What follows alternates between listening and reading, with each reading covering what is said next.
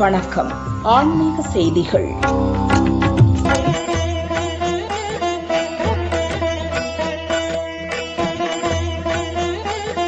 தஞ்சை பெரிய கோயில் மகா வாராகி சன்னதியில் ஆஷாட நவராத்திரி கணபதி ஹோமத்துடன் துவங்கியது. விழாவின் 4ஆம் நாள் அம்மனுக்கு வாசனை திரவிய அபிஷேகம் செய்தனர். தொடர்ந்து சந்தன காப்பு அலங்காரத்தில் மகா தீபாராதனை காட்டப்பட்டது. கோஷம் முழங்க திரளான பக்தர்கள் வாராகி அம்மனை தரிசித்து மனமுருகினர். அம்மனை சந்தனக்காப்பு அலங்காரத்தில் தரிசித்தால் தடைகள் நீங்கி வெற்றிகள் பெருகும் என்பது ஐதீகம்.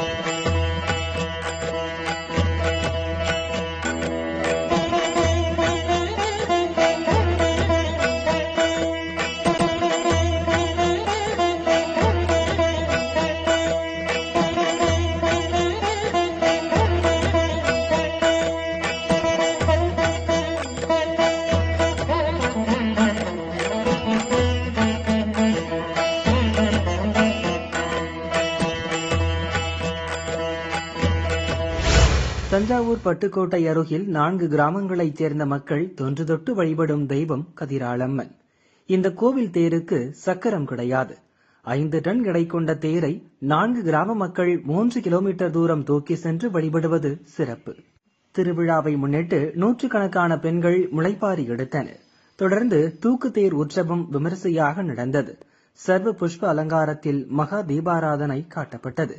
திரளான பக்தர்கள் கதிராளம்மனை தரிசித்து மனமுருகினர்.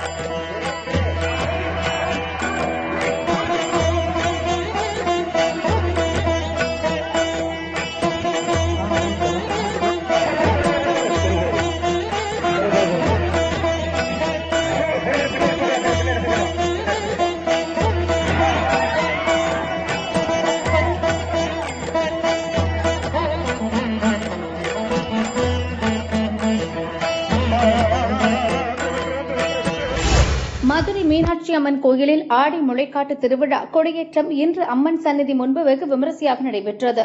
அலங்கரிக்கப்பட்ட அம்மன் சன்னதியில் முன்புள்ள கொடிமரம் முன்பு மீனாட்சி அம்மன் பல்லக்கில் எழுந்தருளினார். சிறப்பு பூஜைகள் நடைபெற்றன. இதனை அடுத்து வேத மந்திரங்கள், மங்கள வாத்தியங்கள் முழங்கிட கொடியேற்றம் சிறப்பாக நடைபெற்றது. விழா நடைபெறும் 10 நாட்களும் தினமும் காலை மாலை மீனாட்சி அம்மன் பஞ்சமூர்த்திகளுடன் கோயில் வளாகத்தில் ஆடி வீதிகளில் வலம் வந்து பக்தர்களுக்கு அருள் பாலிப்பார். அப்போது சிறப்பு நாதஸ்வரம் மற்றும் தவில் வித்வான்களின் வரவேற்பு நடைபெறும். அதனைத் தொடர்ந்து கொட்டுமேளம் எனும் சிறப்பு இன்னிசை மீட்டி அம்மன் இருப்பிடம் சேர்த்தியாவார். வரும் 22ஆம் தேதி அன்று மாலை அம்மன் ஆடி வீதி உலா நிறைவடைந்ததும் உற்சவர் சன்னதியில் மாலை மாற்றும் பூஜைகள் நடைபெறும். ஆடி முளைக்கொட்டு உற்சவத்தின் மூலம் விவசாயம் செழிக்கும் என்பது ஐதீகம். அதன் அடிப்படையில் பூஜைகள் அனைத்தும் நடைபெறும் என்பது குறிப்பிடத்தக்கது. கொடியேற்றத்தில் மதுரையின் பல்வேறு பகுதிகளில் இருந்து திரளான பக்தர்கள் அம்மனை வழிபட்டனர்.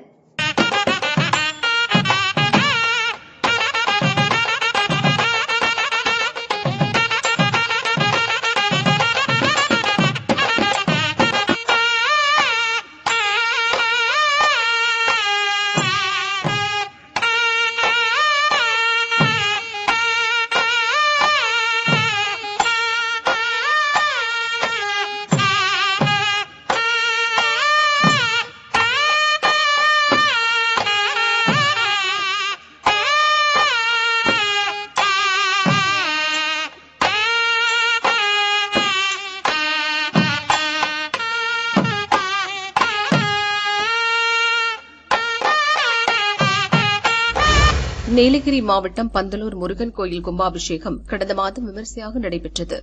தொடர்ந்து 48 நாட்கள் மண்டல அபிஷேகம் செய்தனர். மண்டல அபிஷேக பூர்த்தியை முன்னிட்டு கணபதி ஹோமம், லட்சுமி ஹோமம் மற்றும் சுப்பிரமணிய ஹோமம் மகா பூர்ணாகுதியுடன் நிறைவடைந்தது.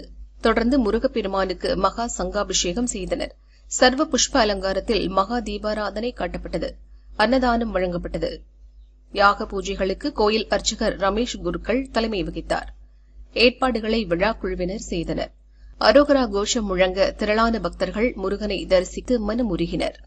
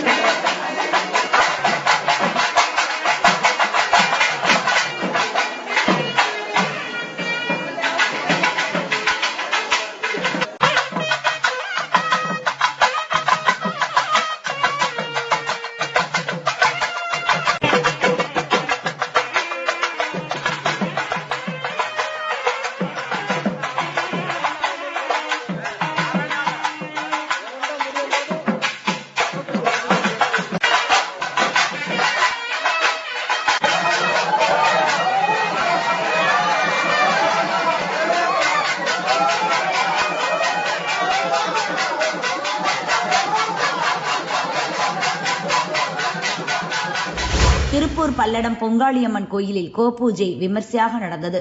அப்பர் உழவார பணிக்குழு மற்றும் கோ சேவா சமிதி சார்பில் பூஜை நடத்தப்பட்டது. பக்தர்கள் 108 போற்றி கூறி கோமாதாவிற்கு சிறப்பு பூஜை செய்தனர். சிறப்பு அலங்காரத்தில் மூலவர் மற்றும் உற்சவருக்கு மகா தீபாராதனை காட்டப்பட்டது. திரளான பக்தர்கள் கோபூஜையில் பங்கேற்று மனமுருகினர். அன்னதானம் வழங்கப்பட்டது.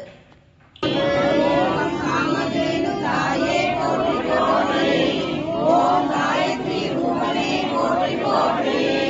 ஓம் மூலகம் நீயே போற்றி போற்றி. ஓம் பிரம்மாக்கும் குமரியே போற்றி போற்றி. ஓம் குழந்தையின் ரூபமே போற்றி போற்றி. ஓம் வேதங்களின் ஈர்ப்பிடமே போற்றி போற்றி. ஓம் தேவர்களின் தெய்வமே போற்றி போற்றி. ஓம் தாயும் தாயே போற்றி போற்றி. ஓம் தியாகத்தின் உருவமே போற்றி போற்றி. ஓம் கடகனுக்கு சுவாமியே போற்றி போற்றி. ஓம் மயிலின் பிரியரே போற்றி போற்றி. ஓம் உலகமும் போற்றி போற்றி. ஓம் இயற்கையின் பிறப்படமே போற்றி போற்றி. ஓம் விஞ்ஞானின் குணமே போற்றி போற்றி.